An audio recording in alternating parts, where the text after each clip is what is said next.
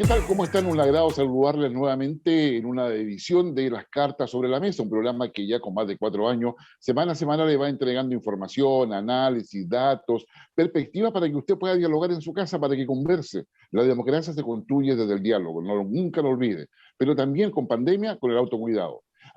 Más allá de que usted tenga una dosis, dos dosis, tiene que autocuidarse. Y si no se ha vacunado, por favor, hágalo a la brevedad, porque así nos cuidamos todos. En esta edición de Las Cartas sobre la Mesa tenemos, aparte de nuestro panelista estable, el senador Kenneth Pío, que representa la región más ancha de Chile, que va de Rapa Nui hasta los Andes, pasando por San Felipe, te saludamos, Kenneth, un agrado que estés con nosotros como siempre. Muchas gracias, Guillermo, y uniéndome también a la recomendación de cuidarse, que tenemos que alcanzar el máximo posible de personas con vacunación, y ahí estimular a todos a que se vayan a vacunar, pero igual seguir con las medidas sanitarias, mascarilla, lavado de manos, la distancia, que es esencial. La pandemia sigue golpeando y queremos reactivarnos, y para reactivarnos tenemos que estar todos sanos. Exactamente, y tranquilo además, pero acá tenemos un especial y gran invitado, me atrevería a decir. Él es el director ejecutivo de Transparencia Internacional, Capítulo Chile, muchos años vinculado al tema de transparencia, hoy día casi atrincherado, pero ya no vamos a preguntar por qué. Anda atrincherado tratando de poder parar, qué sé yo, algunos dicen aluvión, otros dicen tsunami, otros dicen terremoto, pero todo es tectónico. Digamos, todo se está moviendo las bases, eso es lo que se quiere decir básicamente. Don Alberto Brecht, un agrado tenerte nuevamente Las Cartas sobre la Mesa. Hola, muchas gracias, Guillermo, por la invitación. Senador, un gusto estar con ustedes y, bueno, dispuesto a conversar, como siempre, de todo y con la mayor apertura y transparencia, sin duda. Ya, empecemos por ahí, Alberto. ¿Cuál es la perspectiva de Chile transparente respecto a este proceso político? Porque usted ha participado con la edición de presupuesto, han hecho cosas con otros ministerios, han hecho alianzas. ¿Por qué es tan importante la transparencia para la política, digo, particularmente ahora en Chile? Bueno, nadie puede decir que no estamos viviendo quizás uno de los momentos más históricos de nuestra vida republicana. Son pocos los momentos que uno puede identificar tan importantes. El 33, el 91, el 24, la desgracia del 73, el 88 y ahora. Uno podría decir que esos son, haciendo un resumen de la historia de Chile, los momentos más importantes que hemos vivido. Y por supuesto que ahora vienen en un momento distinto, ya sea por los avances tecnológicos, ya sea por la maduración de la democracia, donde además todos estos procesos se tienen que hacer de cara al público. Antes los problemas se podrían arreglar en el Club de la Unión, yo estoy acá en el centro de Santiago, cerquita, se podían arreglar los problemas. Hoy día es imposible que un problema se arregle en el Club de la Unión, sino que requiere un diálogo y una transparencia mayor. ¿Cuál es el problema? El problema es que al ser un proceso tan nuevo, muchas veces esta transparencia se busca casi como un fin en sí mismo y no como una herramienta. Y nosotros lo que estamos tratando de hacer es acompañar, apoyar a este proceso, generando una serie de documentos, conversando con los nuevos constituyentes, para que la transparencia efectivamente esté en el centro del proceso, pero ayuda a que el proceso sea exitoso. Acá lo importante es que Chile nuevamente pueda lograr resolver sus problemas por una vía institucional.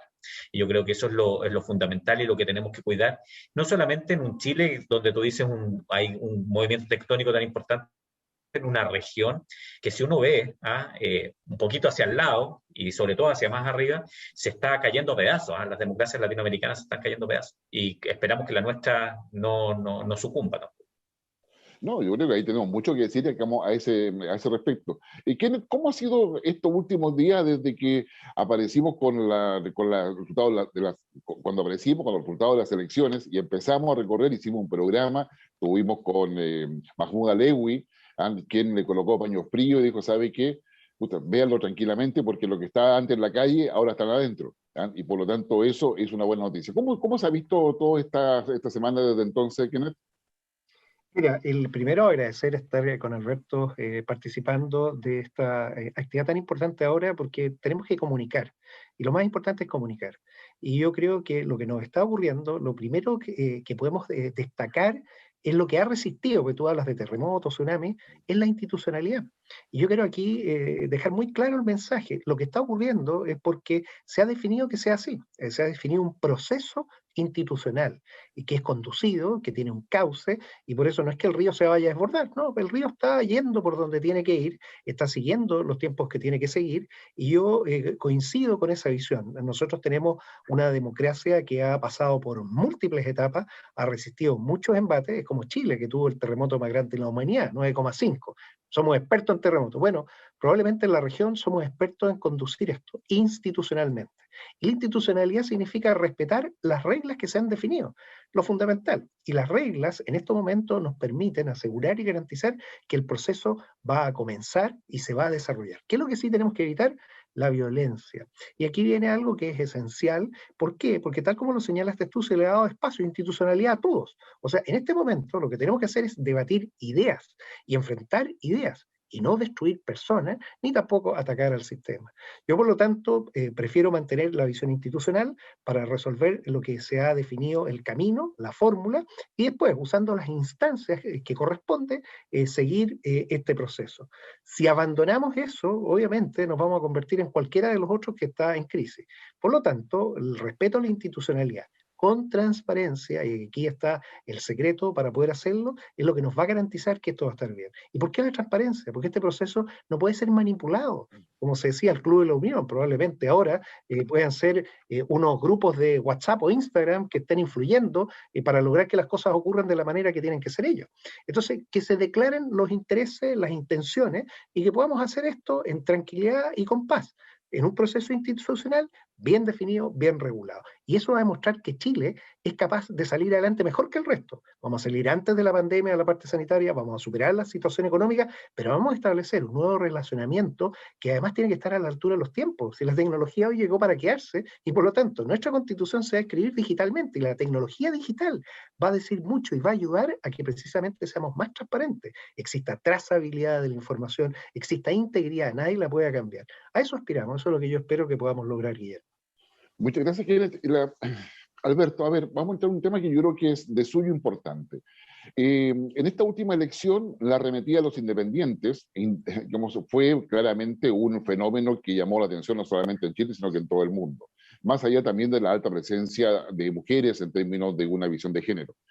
Pero, a ver, los independientes, hasta donde yo lo sé, se trata de aquellas personas que no militan en partido político. No estamos hablando de personas neutras políticamente, sino que simplemente no están en partido político. Y una conclusión que se sacó en esta elección es que los partidos políticos quedaron debilitados. ¿Es posible construir una democracia solamente con independientes? ¿O los partidos políticos, esta es una pregunta digamos, obvia, pero los partidos políticos son necesarios y qué hacemos frente a esto?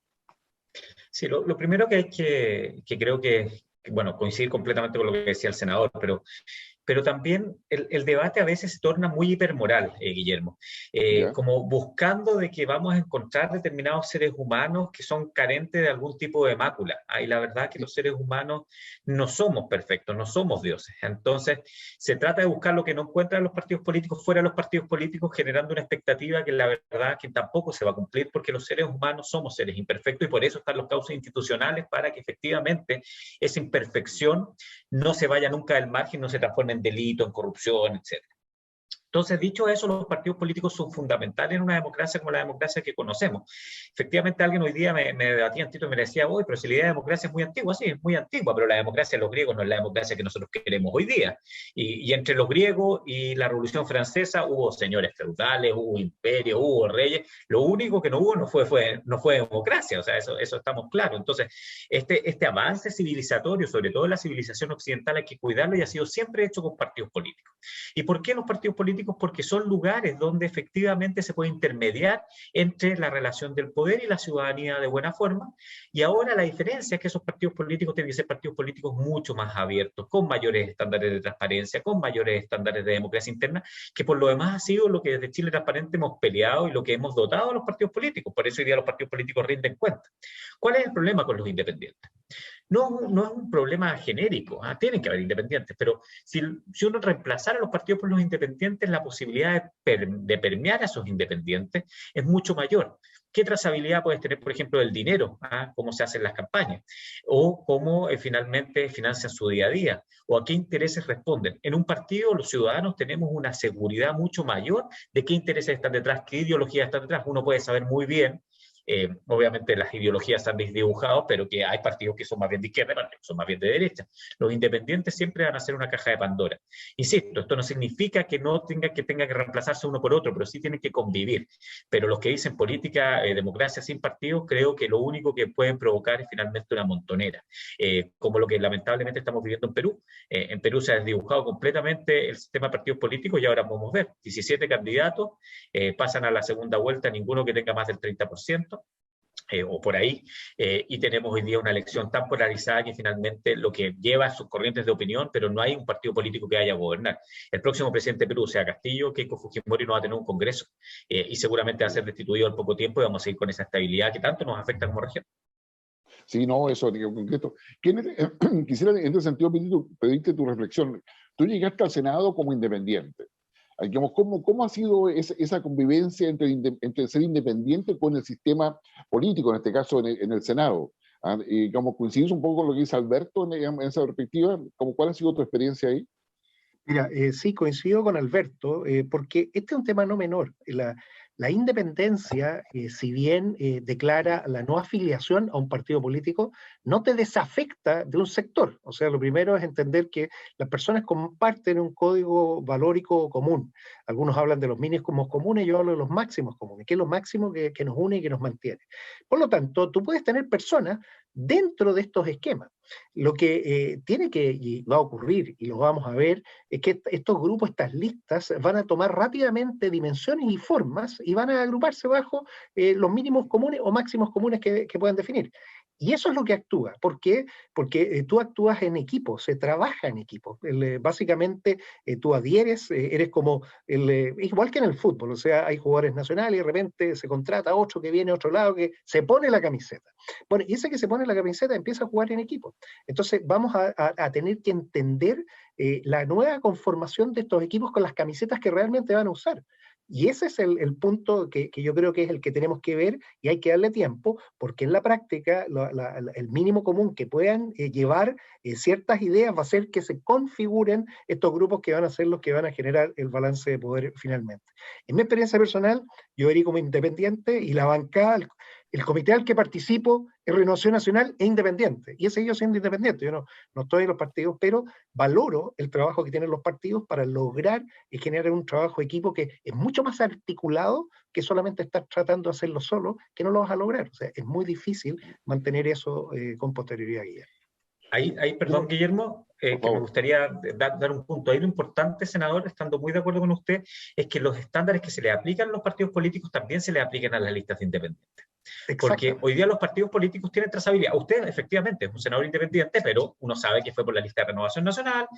Renovación Nacional tuvo una cuenta única, usted tuvo una cuenta única en su campaña, yo puedo hacer trazabilidad de sus recursos de campaña, sea qué idea representa. Yo no podría decir, no, el senador Puig es un senador, no sé, que representa la idea del marxista, porque claramente usted se ve bastante claro. El problema es que hoy día lo que se está dibujando es independientes que nadie sabe qué es lo que piensan, de dónde vienen, más de allá en tener un interés en participar en la vida pública. Y eso desde el ámbito de la anticorrupción es muy riesgoso porque finalmente debilita el Estado de Derecho. O sea, si tú no tienes cómo hacerle trazabilidad a esa persona que llega, por ejemplo, al Congreso Nacional, bueno, ¿a qué intereses responde? ¿A cómo lo vas a hacer? Hoy día el sistema de partidos que hemos construido después de los escándalos de Penta y SQM es mucho más fuerte y permite que efectivamente esa trazabilidad la podamos hacer los ciudadanos. Yo en ese sentido, Guillermo, concuerdo plenamente, y lo partí diciendo en un principio cuando hablaba de trazabilidad e integridad. Todo eso es parte del proceso, ¿sí? Las personas pueden estar o no afiliadas a un partido, eso es lo primero, hay libertad, pero después no pueden desconocer qué son, o sea, tienen que declarar exactamente sus intereses, sus intenciones, sus motivaciones, por qué están, qué es lo que, y así las personas van a poder votar sobre eso, porque si no, se transforma en un rostro que no sabemos, bueno, ¿y quién es? Bueno, no importa, sea lo mismo. Entonces, eso le hace mucho daño a una democracia. Tenemos que entender que es bueno que queramos tener personas que vengan de los diferentes ámbitos, pero que declaren claramente todas sus intenciones, la misma cuenta corriente con los financiamientos y las ideas que va a sostener, porque las personas votan por esa capacidad que tiene para representarlo con respecto a su idea, no con respecto a la persona en su vida social que haya podido tener o su conocimiento que haya podido alcanzar. Es porque si realmente representa sus ideas o no. Hay personas que en la práctica votaron por alguien sin saber exactamente todas las ideas que esa persona tenía y probablemente después se sientan defraudadas. Entonces el problema es cómo se define ese engaño. Oiga, me engañó. No, sí, yo nunca dije, o sea, y usted no me lo pidió. Entonces mejor usemos las reglas que existen, reglas claras y hacer cumplir las reglas. Nada más, súper simple, sencillo, estas son las reglas, todos se ajustan a eso y con eso podemos funcionar sin problema. Sí. Alberto, en esta lógica, en esta suerte de proceso donde todos están muy expectantes, apareció un proyecto de ley para poder darle a los independientes la misma categoría, y quisiera que profundizaras un poco más porque ya nos dijiste dos cosas que para mí son relevantes. A los partidos políticos hoy día se permite hacer el seguimiento de dónde vienen sus recursos, cómo lo están gestionando, y hay suficientes filtros, quizás no, hay que todavía ampliarlos más, para poder decir que son partidos que poseen, digamos, son sanos respecto a lo que es los frenos frente a la corrupción, por ejemplo. Y eso no pasa con los independientes. O sea, decir, si yo soy independiente, digamos, no tengo que rendirle cuenta a nadie cómo financié mi campaña, cómo pagué los flyers, cuánto me costó contratar las redes sociales, los bots. No hay ningún control sobre eso. Y eso es lo que se está legislando ahora. O sea, existe un control en cuanto a candidatos. El problema es digamos, en el largo plazo. ¿Sí? Los partidos políticos, por muy criticados que sean, lo que dan es estabilidad. Y estabilidad a las ideas. O sea, incluso en el sistema chileno, si tú te fijas, los partidos principales siguen siendo partidos que provienen o desde principios del siglo XX o de mediados del siglo XX. Y eso sigue siendo así, con excepción, bueno, la extensión más bien en la derecha, Partido Nacional, y lo que viene después. Al gremialismo es un fenómeno más nuevo, pero uno puede hacer una trazabilidad histórica. En cambio, el independiente, cuando se agrupa en una lista, tú no le puedes hacer esa trazabilidad y lo mismo, eso genera finalmente incertidumbre. O sea, en Chile, por ejemplo, se ha avanzado en tener esta ley antidíscolos, que ha sido súper criticada, pero yo la apoyo. Yo creo que es muy bueno que si una persona se presentó en un partido político, bueno, mantenga esos ideales porque uno votó por esa idea. Uno debiese pedir algo similar también a los independientes para darle estabilidad al sistema. Si no, lo que nos puede pasar es lo que en otros países se denomina el transfugismo, que ha sido muy típico en Latinoamérica. Entonces, Guatemala es un ejemplo impresionante eso. En Guatemala es un país donde el sistema de partidos políticos se acabó, o sea, se acabó completamente. Hay otros que todavía siguen manteniendo algunos, pero y ahí qué es lo que pasa que tú no sabes. Entonces, un diputado que tiene muy buenas intenciones, pero recibe un aporte del gobierno que es de derecha, pero él se presentó por la izquierda, bueno, se cambia de lado y empieza a votar al lado de la derecha. Y así finalmente se va cambiando según los intereses para poder representar más bien a su clientela que representar los intereses generales de la nación. Los partidos, y sé que estoy siendo muy idealista, representan esos intereses más generales de la nación, tienen una idea de país más general. Yo, si tú me dijeras algo, por eso digo que estoy absolutamente atrincherado, yo la estaría ahora una reforma de fortalecimiento de los partidos políticos, de invitar a estos independientes a que formen partidos políticos, que la lista del pueblo, por ejemplo, se transforme en un partido político nacional, que sepamos sus ideas, que le podamos hacer trazabilidad y que compitan en igualdad de condiciones. Porque hoy día ya se ha visto además que el poder del dinero no es tan relevante para ganar una elección. Entonces hoy día existen condiciones de que, por ejemplo, un grupo de ciudadanos como la lista del pueblo pueda agruparse, pueda generar un partido, le podamos hacer trazabilidad y puedan competir de igual a igual con los grandes incumbentes que también tienen todo el derecho a seguir compitiendo, por supuesto. No, eso sigamos sin lugar a duda. Como senador, ¿cómo ve el proceso de la convención constituyente? Todavía faltan semanas para que se instale la convención. ¿Eres optimista o pesimista? Porque creo que hay una suerte de pesimismo así, no sé si llamarle estructural, pero que es histórico. O sea, digamos, todo esto está malo, nos vamos camino al abismo. Y hay otros que dicen, ¿sabe qué? Demos una oportunidad. ¿Cómo se ve de tu posición? Mira, siempre hay dos lados de la cara de la moneda. O sea, hay gente que está muy feliz y que son la gran mayoría, curiosamente, porque la misma votación refleja el sentir del país. Yo me he dedicado a preguntarle a las personas, a todos. He estado los últimos días conversando con todos los que puedo de diferentes sectores y efectivamente aquellos, en el caso mío, que representamos a los que perdimos, que no alcanzamos a la primera, el tercio y que tenemos que ver cómo buscar una fórmula para poder establecer algún mínimo necesario para poder establecer diálogo. Porque ¿qué ocurre? Cuando una mayoría aplastante cree que tiene todo para poder imponer, bueno, se pierde la legitimidad del proceso.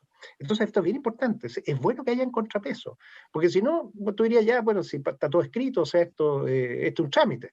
Bien, ahí vienen entonces los temas. ¿Qué temas? ¿Cuáles son los relevantes? Prioricémoslo y veámoslo. Entonces, yo estoy en una postura de buscar aquellas áreas en donde sí podemos encontrar puntos que le van a hacer muy bien a Chile. porque lo más importante es darle legitimidad al proceso.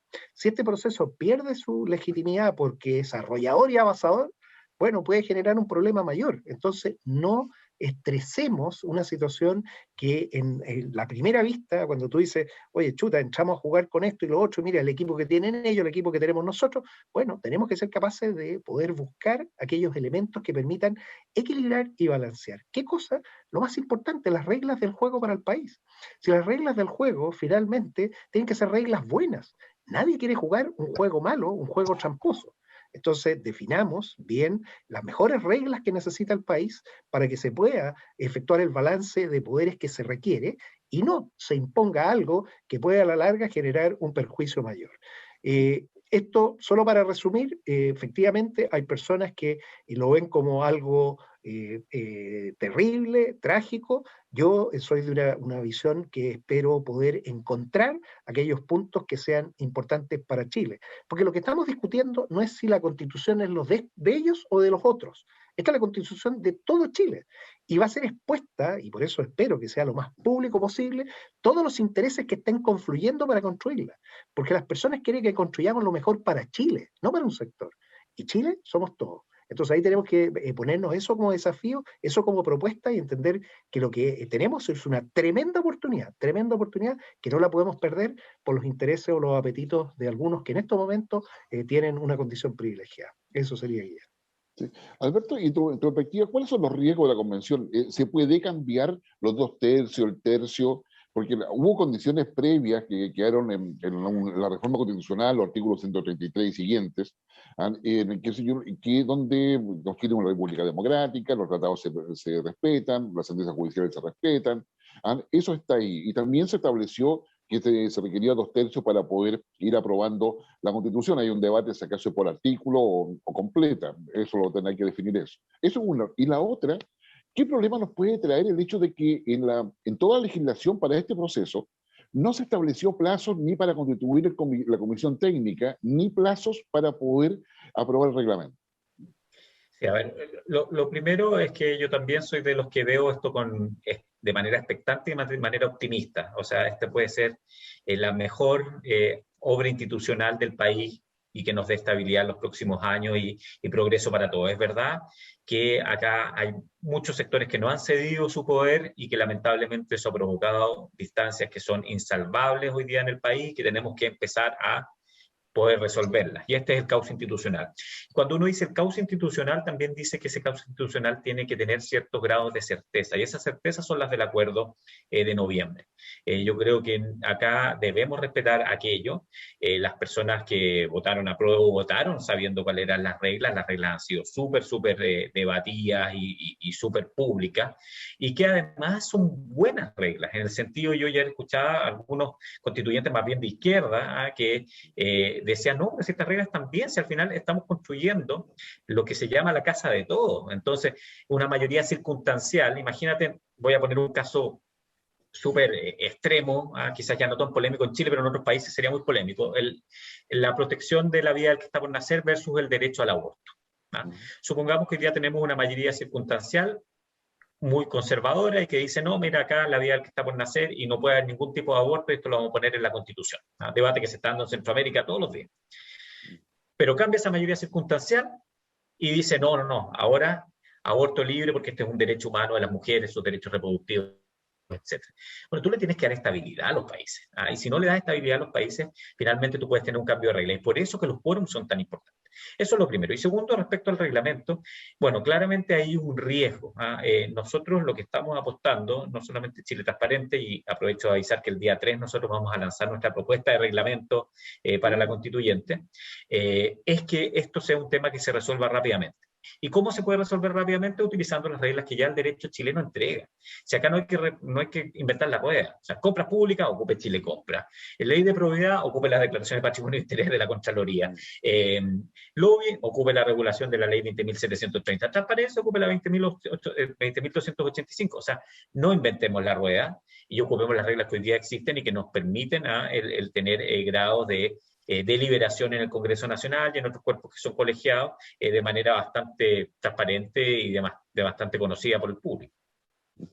Ya, entonces ahí no habría un tema. Y la conformación de la O sea, comisión técnica? perdón, Guillermo, no habría un tema a menos que quieran hacer un tema. Y esa es la Ok. incertidumbre. O sea, si alguien llega y dice, o sea, supongamos, mira, sabéis que acabamos de pasar la máquina, y la verdad que como para pasar la máquina se requiere opacidad y no vamos a ocupar estas reglas y nos vamos a llevar la constituyente para la casa, cosa que yo creo que no se puede hacer porque es muy diversa, bueno, obviamente habría un riesgo importante de la credibilidad de aquello. Y respecto a la comisión técnica, bueno, también ahí está la otra duda. ¿Quién la va a constituir? ¿Cómo se va a contratar a esa gente? Y esos son riesgos súper importantes. O sea, acá lo lamento porque sé que hay un senador, pero es una pugna conocida de Chile Transparente. No nos puede pasar lo que nos pasa con los asesores externos del Senado y la Cámara de Diputados. ¿Ah? O sea, si repetimos aquello y finalmente el técnico más bien es el amigo, y esta comisión técnica son todos los amigos y vamos a poner uno por la lista del pueblo, otro como un partido comunista, otro a la derecha, otro acá y nos repartimos esta platita que hay ahí, bueno, hasta ahí no me llegó el proceso constituyente. Eso pierde absolutamente toda la credibilidad que tiene.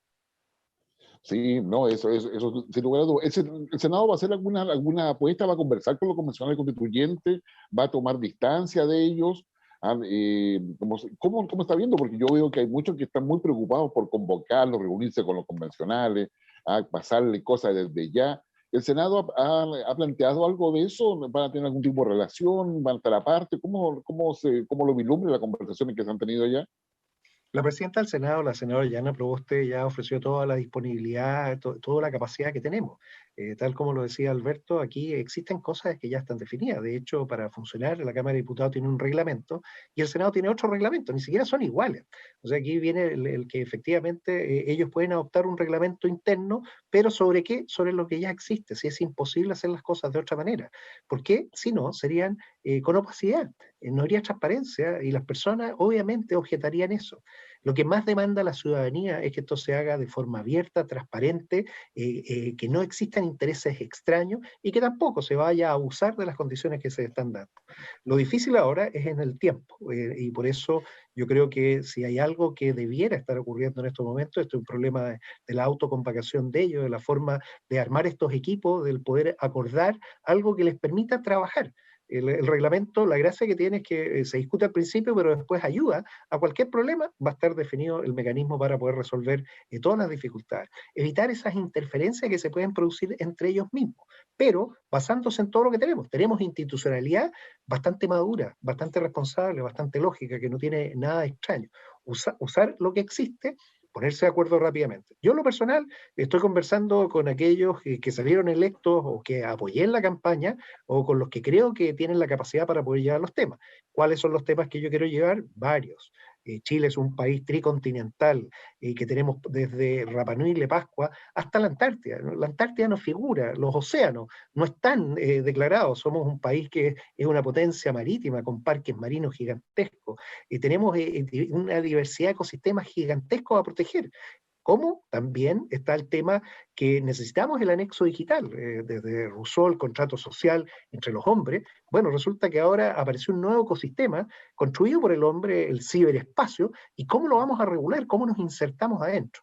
El derecho al relacionamiento digital del ciudadano con el Estado. Es uno de los que yo he propuesto y que es más allá que solamente conectar a las personas con Internet.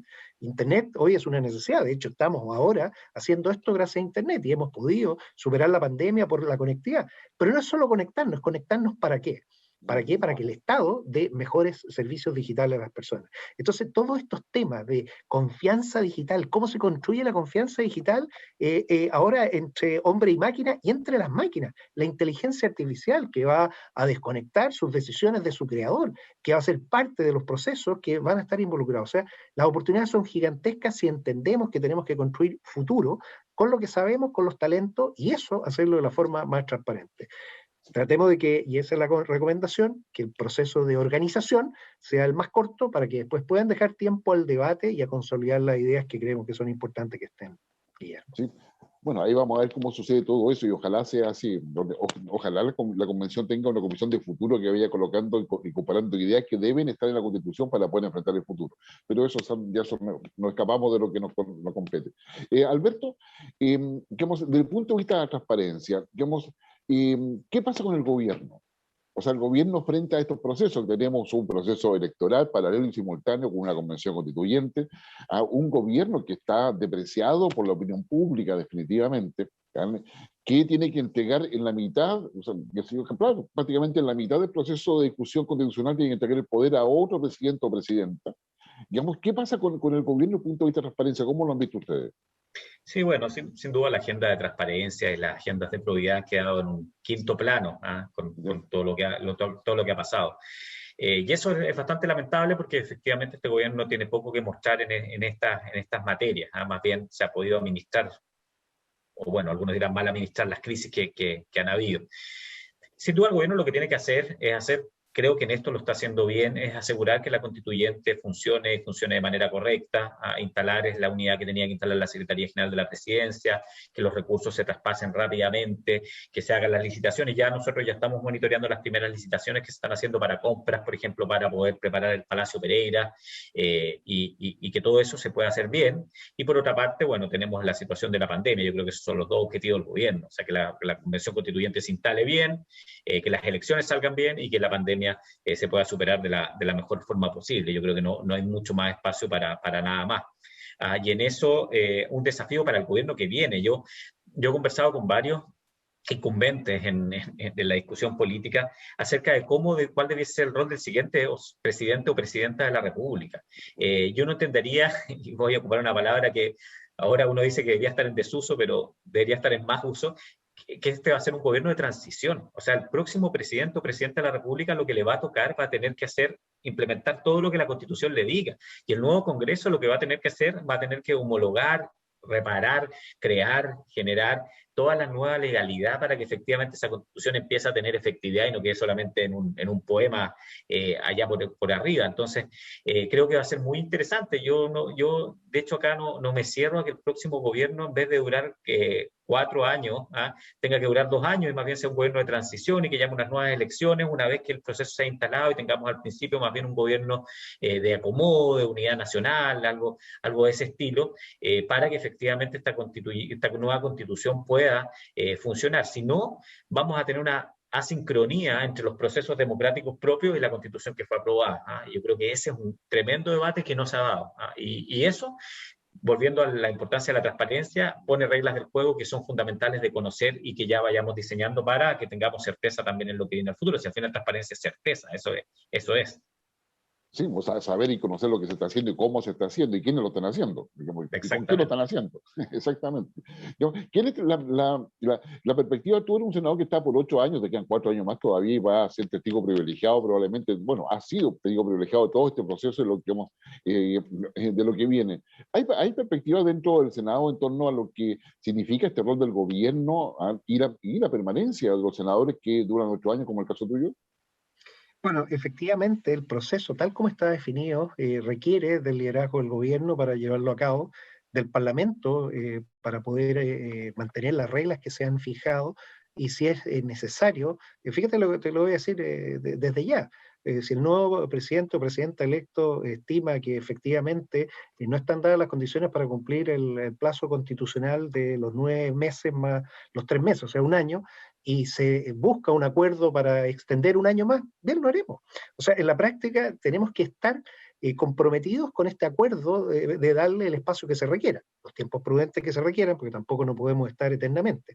Entonces, esa es la flexibilidad que tiene que haber para permitir que esto funcione, porque si nos atenemos solamente, no, que se dispone, no, a ver, vamos a usar todo el canal institucional con toda la capacidad que tenemos para que esto funcione bien y se puedan dar las garantías que todo Chile va a estar observando. Este proceso va a ser observado, yo creo que va a ser lo más observado que hay. Va a ser más observado que cualquier otra de las cosas que estemos haciendo por la relevancia que tiene. Y ahí vamos a ir viendo cómo va ocurriendo, entendiendo que va a haber un cambio de gobierno, la nueva autoridad va a llevar este proceso porque va a ser la autoridad que va a tener que dar término a algo que venía por más de 200 años, a algo nuevo que puede partir, que puede ser, no te voy a decir totalmente distinto, pero puede ser algo totalmente único. Y eso significaría que un sistema antiguo muere y nace un nuevo sistema. Ese periodo se llama una crisis orgánica, así está definido por los estudiosos, no los voy a citar ahora. Entonces, en estas crisis orgánicas es donde ocurren cosas que uno tiene que estar muy atento. Y la capacidad que tenemos para fiscalizar de la Cámara de Diputados, del Senado, para poder ver las materias estratégicas, la que tiene que tener todo el ámbito de la sociedad civil para verificar que se estén cumpliendo, es esencial. ¿Por qué? Porque queremos que lo que nazca, nazca bien.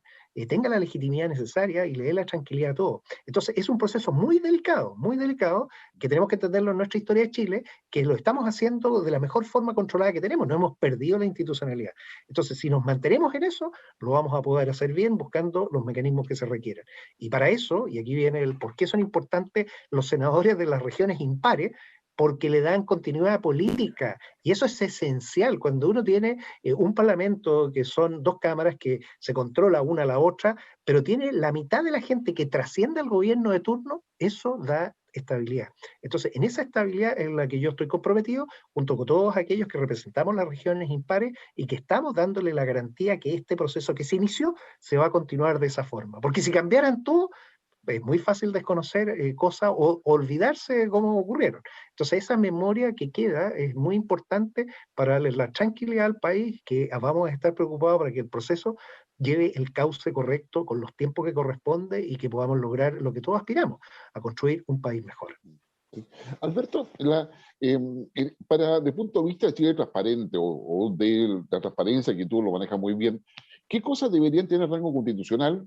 ¿Qué cosas deberían estar en leyes con quórum calificado, que pareciera ser que va a ser otra de las discusiones, o tenía que ser de simple ley? ¿Cuáles son los límites a los cuales ustedes se están moviendo o estarían promoviendo? ¿Qué interés? Bueno, nosotros ya hemos lanzado un primer documento donde hicimos un comparado de todas las constituciones del mundo, y ahí lo pueden encontrar en chiletransparente.cl, en qué incluyen las constituciones del mundo. Y hay constituciones que incluyen desde el combate del lavado activo hasta constituciones que no incluyen nada respecto al tema. O sea, tenemos una amplia variedad. En el caso nuestro, nosotros la verdad que creemos que nuestros temas debiesen estar tocados bastante al nivel de principio, o sea, en el sentido de un compromiso del Estado en el combate contra la corrupción, quizás como contrapartida, la obligación de cualquier ciudadano que conozca algún acto de corrupción de denunciarlo, teniendo la protección debida del Estado, y eso obliga al Estado a generar de una vez por todas un sistema de protección a víctimas y testigos de corrupción. El tema del acceso a la información podría ponerse aparte del de la libertad de expresión, o podría desagregarse mejor la libertad de expresión, ¿no? Que todos los chilenos tenemos el derecho a dar, entregar informaciones, pero también a recibir, y para eso el Estado asegurará el acceso a la información pública, por ejemplo, en un solo artículo. Y después ya el fortalecimiento de los órganos garantes de la institucionalidad anticorrupción, la Fiscalía y la Contraloría General de la República. Una de las cosas que yo creo que es fundamental es modificar cómo nosotros entendemos la relación de la Contraloría con los gobiernos locales. Ahí hay un déficit, o sea, no puede seguir pasando de que mientras tenemos un fortalecimiento importante de los órganos regionales, de las municipalidades, ahora los nuevos gobernadores regionales, no hemos tenido un fortalecimiento de la Contraloría que le permita, por ejemplo, auditar de manera directa y llevar a cabo ellos los procesos sumariales al interior de los organismos. Hoy día, ¿qué es lo que pasa? La Contraloría detecta determinados reparos y le pasa la pelota al órgano y le dice, bueno, ahora usted haga un sumario interno. Y si tenemos un fenómeno como el de San Ramón, por ejemplo, ¿qué sumario interno va a ocurrir ahí? Nada. Nada. Piensa que hoy día los municipios son obligados en nuestra ley antilavado. Tienen que detectar operaciones sospechosas. ¿Tú sabes cuántos municipios han declarado alguna operación sospechosa? No, cero. Cero. En cambio, un banco, un casino, tiene todos los incentivos, porque puedo perder la licencia, porque no quiero que pasara a la lista negra, porque no quiero que me intervengan, etc. Al municipio le importa huevos.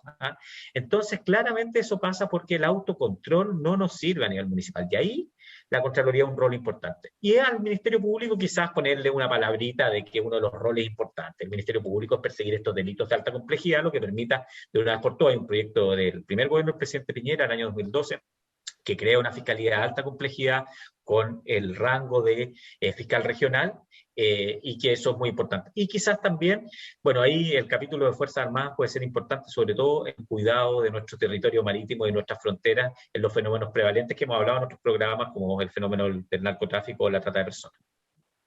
No, yo creo que son relevantes. De tu experiencia, Kenneth, ¿qué temas o sea, digamos, crees tú relevante en la Constitución? En virtud, porque tú participas en varias comisiones en el Senado y te ha tocado ver varios temas respecto a eso. Con toda seguridad me atrevo a decir que lo digital debiera estar, el derecho humano, el derecho a la conectividad, por ejemplo, debería estar dentro de la Constitución. Bueno, mira, la tecnología no es ni buena ni mala, es neutra, depende de cómo la usemos, pero es un medio, no es un fin. Lo importante, y aquí está, y por eso yo quiero seguir con la línea de, si tú quieres destruir un país, haz tres cosas, o sea, facilita el lavado de activos, porque con eso se instala la corrupción, o sea, lo primero, si tú quieres destruirlo. Lo segundo, permítele a las máquinas que tengan un derecho humano, hay un derecho que es a la libertad de expresión, pero eso es de humano. No se lo puedes dejar a una inteligencia artificial, un bot, para que inunde las redes sociales con cosas que van a destruir la percepción de los mismos humanos. Puedes destruir entonces tu misma democracia. Esos elementos que te estoy poniendo son los esenciales, porque tenemos que evitar que nuestra democracia sea destruida por gente que quiere hacerlo. O sea, siempre hay una voluntad que quiere hacer algo. Yo quiero instalarme, entonces me voy a comprar a esta persona y para eso, bueno, ¿cómo lo evito? Evitando estas pequeñas transacciones de dinero que no tienen visibilidad. Y ahí es donde vienen los famosos ROS, este reporte de operación sospechosa, que es básico. Pero hoy las cifras son muy altas, $10.000. Bueno, ¿quién anda con $10.000? Si de repente muchísima gente con 200, $300 te puede igual destruir un sistema. El pitufeo. El pitufeo. Bueno, y no es broma. O sea, aquí, pero tenemos tecnología, tenemos medios. Entonces, lo primero es entender que efectivamente el lavado de activos es una de las cosas que queremos evitar porque habilita ciertos delitos. Mira, la pesca ilegal, 30% de lo que está ocurriendo en Chile, pesca ilegal. ¿Y quiénes están pescando? Bueno, todos, pues si total, aquí no nos controlan. La tala de madera, bosques que se trafica en madera. O sea, hay muchas cosas que están ocurriendo donde se generan recursos que nadie sabe de dónde vienen. ¿Cómo se combate eso? Formalizando las actividades. En Chile no debiera existir las cosas informales, presunta, la renta. ¿Cómo vamos a presumir algo si yo sé todo? Yo estoy pagando boletas, factura, la boleta es en línea, yo puedo llegar a todo el mundo, vamos a tener ahora despliegue digital. O sea, no empecemos a presumir, porque si empezamos a presumir, empezamos a dejar espacios para que las cosas no ocurran. Y retiremos el papel. ¿Y por qué hay que retirar el papel? Porque como medio de traspaso de información no da las garantías que tenemos. De los sistemas transaccionales, la cartola de un banco, mira, todos los chilenos y chilenas tienen la posibilidad de tener la cuenta RUT del Banco del Estado. Y la gracia con la cuenta RUT es que todos los beneficios del Estado se traspasan con un clic, o sea, y ni siquiera hay que postular. ¿Por qué? Porque ya tienen la data. Entonces los datos van a cumplir en la sociedad, y eso va a ser un tema que se va a discutir en la Constitución muy importante.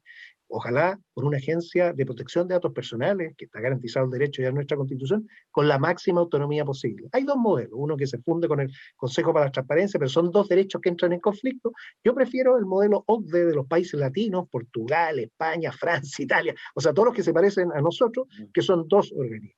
Y ojalá uno que sea autónomo, que nos dé la tranquilidad y la garantía a todos, que los datos nuestros que usa el Estado y los privados van a tener nuestro consentimiento. Y esos datos con trazabilidad, vale decir, saber de dónde, quién los vio, cuándo, en qué momento, yo pueda también verlos, saber, ¿y por qué están pidiendo información mía? ¿Quién lo está haciendo? Y estar seguro de lo que está ocurriendo, lo que tiene que ser, con integridad, que nadie esté cambiando la data.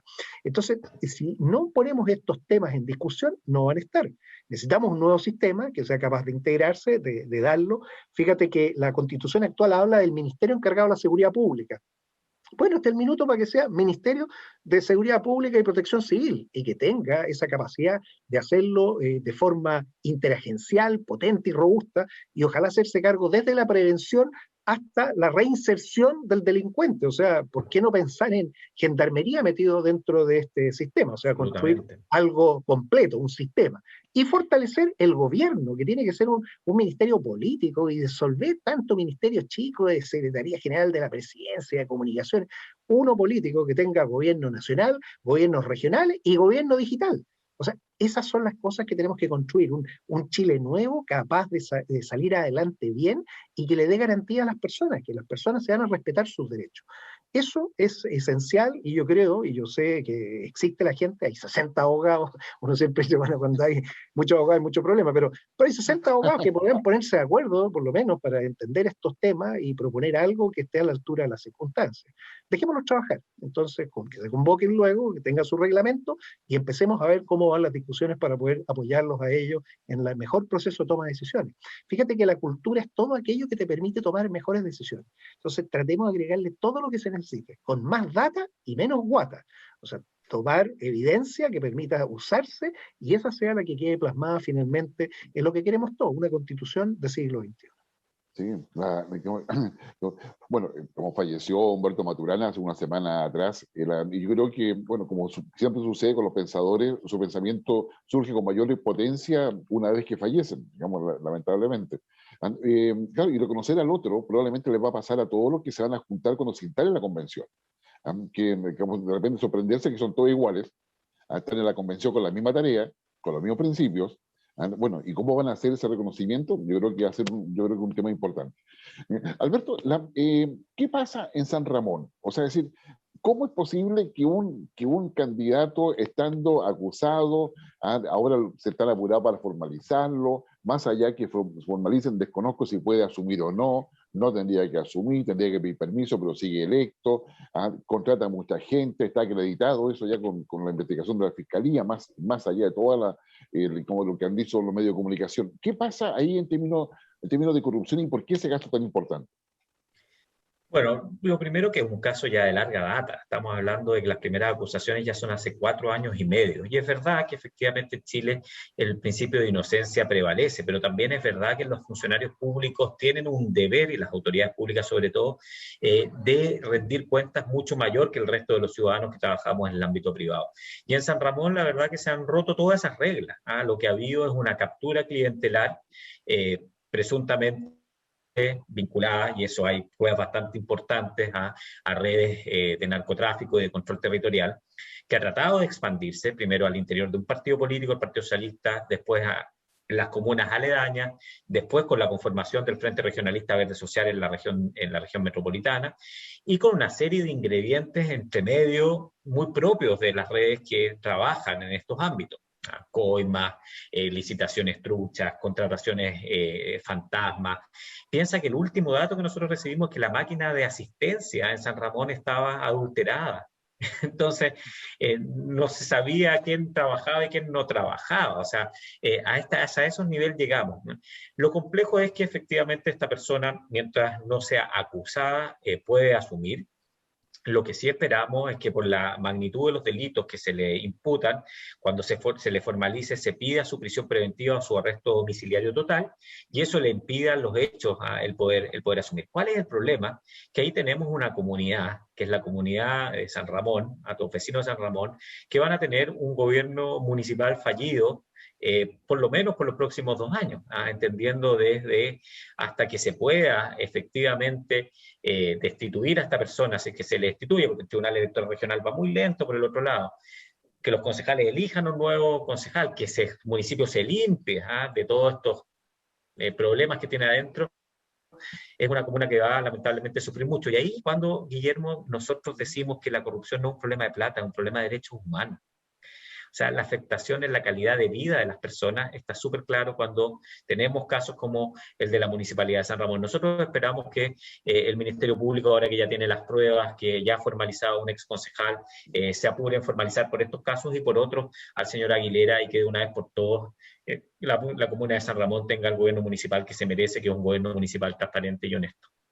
Sí, no, ojalá sea así. ¿Hay otros municipios también cuestionados por todo esto? Así tan sistémicamente no, pero tenemos muchos municipios con problemas, y vuelvo a decir, el problema del autocontrol. Aquí a nosotros, quizás lo seguiste, se nos atacó mucho en Chile Transparente porque ayudamos en un reportaje, por ejemplo, en el caso de Puerto Montt, Boy Paredes hizo incremento patrimonial, en el caso de Katy Barriga y todas las observaciones que tenía de Contraloría por ciertos funcionarios que tenían horas extras, y bueno, se nos atacó muchísimo, y en todos esos hay un factor común. el autocontrol municipal no funciona, no da el ancho. Entonces la Contraloría hace su pega, lenta, todo lo que uno quiera, hace su pega, están los reparos, la ley de probidad nos muestra los incrementos patrimoniales, el Ministerio Público inicia las indagatorias, pero por el lado, estas personas siguen estando ahí en sus puestos, siguen teniendo falta de control, y es por eso que el control externo es tan importante. Y para eso yo no veo otro órgano que la Contraloría General de la República que pueda asumir esas funciones, obviamente con un fortalecimiento mucho mayor del que hoy día tiene. Sí, no, eso es complicado. Y como quienes, dentro de la función del Senado y lo que se está discutiendo, ¿hay conciencia de eso, de la debilidad o vulnerabilidad que tienen municipios frente, digamos, a la corrupción, frente a crimen organizado en general, que finalmente es ahí donde se esconde la gente, como hay delito, hay control territorial, el Estado está ausente o se le deja ausente o por lo menos cooptado?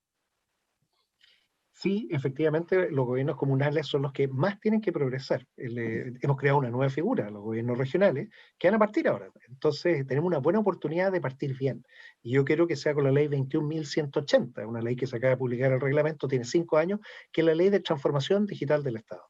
Porque este es el verdadero control. Fíjate que lo que se controla funciona. A mí me gusta mucho, qué bueno que hayas mencionado lo que señaló de alguna manera el profesor Maturana. El profesor Maturana decía que el sufrimiento del hombre está basado no en la falta de certeza, sino que en la de confianza. Ese es el problema que tenemos. Nosotros necesitamos confiar, pero confiar en personas de repente es mucho.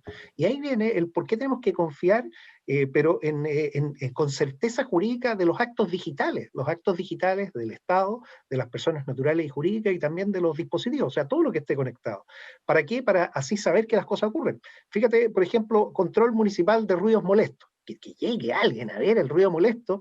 Pero si tú tienes una red de sensores que te digan y te den la alarma, oiga, aquí se activó una, bueno, tú sancionas, llega rápidamente y puedes concurrir. O sea, la tecnología es un medio que permite hacer que el sistema de control funcione mejor. Definitivamente hay que separar funciones, no puede ser juez y parte la misma autoridad comunal, eso está muy mal y yo he estado trabajando viendo cómo podemos lograr esto con controles externos. Pero si no tiene digitalización es muy difícil, necesitamos ejércitos de personas. Entonces tenemos que usar la transformación digital del Estado como un medio para lograr un mejor mecanismo de control donde existan certezas jurídicas de todos estos actos. Y ahí viene el por qué uno de los proyectos que presenté, Reforma Constitucional, habla precisamente del derecho al relacionamiento digital del ciudadano con el Estado. Yo tengo ese derecho porque me dan una buena identidad digital que no me van a suplantar, tengo firma electrónica avanzada que me permite estos actos y tengo un domicilio digital que no es una casilla de correo electrónico, es un lugar donde están los documentos guardados siempre con seguridad, protección de datos personales, protección de infraestructura crítica, y yo me relaciono con el Estado de esa manera. Entonces, dejo de ser un presunto, un NN, no, soy una persona que tengo todo, usted tiene mi información, y como usted tiene toda la información, deme los servicios que corresponden. O sea, el valor público se agrega, se mejora en base a eso. Si usamos tecnología, vamos a poder hacer algo que hoy es muy difícil, que es tratar de que las personas con métodos manuales traten de controlar algo que ya está a una dimensión que es muy grande. La tecnología entonces como un medio pero teniendo bien claro que lo que buscamos es que este mecanismo de control permita, como muy bien se dijo, resguardar ese derecho humano. ¿Sí? No queremos cosas raras porque destruyen a las personas, destruyen a las sociedades. Si se actúa bien, la sociedad va a estar mejor, va a estar sana. Entonces esa es una forma para salir adelante que puede ser un camino constitucional muy claro que se puede establecer ahora, Guillermo. Guillermo, ¿me deja hacer un apunte? Sí, por favor, ahí, senador, hay un punto que quizás es el lunar en todo lo que usted está diciendo y que es muy importante porque ahí el lobby es muy, ha sido feroz, que tiene que ver con lo que se denomina los enablers o los facilitadores, los intermediarios, que normalmente son los abogados, los contadores y los notarios.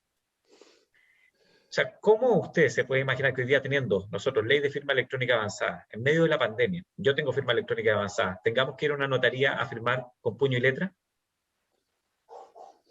Entonces, hay que vencer ese gran lobby que han hecho los señores y señoras notarias en el tiempo, porque si queremos efectivamente un Estado digital donde no haya ese intermediario, por el cual todavía tenemos que pasar, aunque no esté en su oficina, muchas veces no sabemos si está porque nunca lo vemos, ahí tenemos un desafío importante. Y ha fracasado todos los intentos de este gobierno y de otros gobiernos en poder hacer la reforma notarial.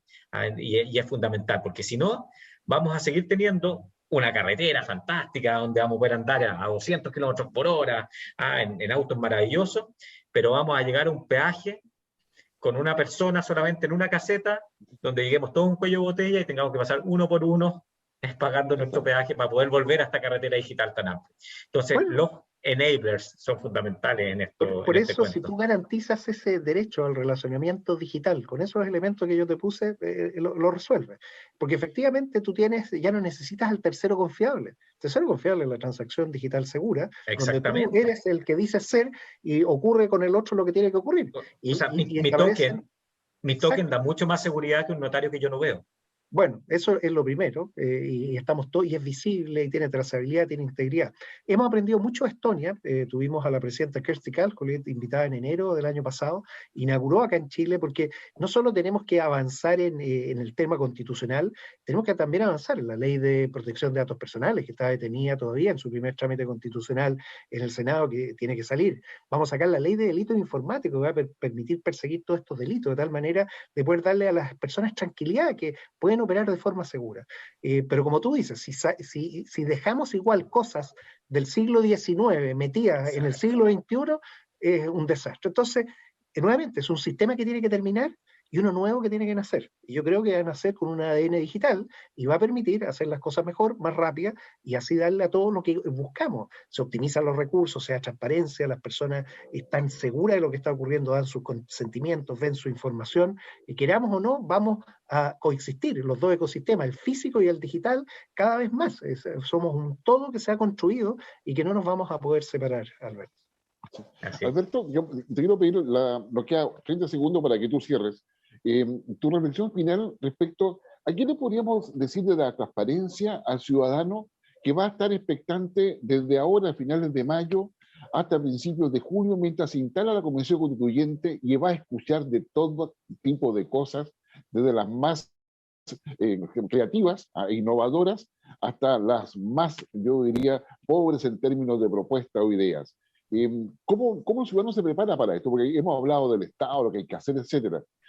¿Qué aporte le podemos dar al ciudadano para que pueda mirar, tener un filtro, una lupa distinta de lo que está pasando?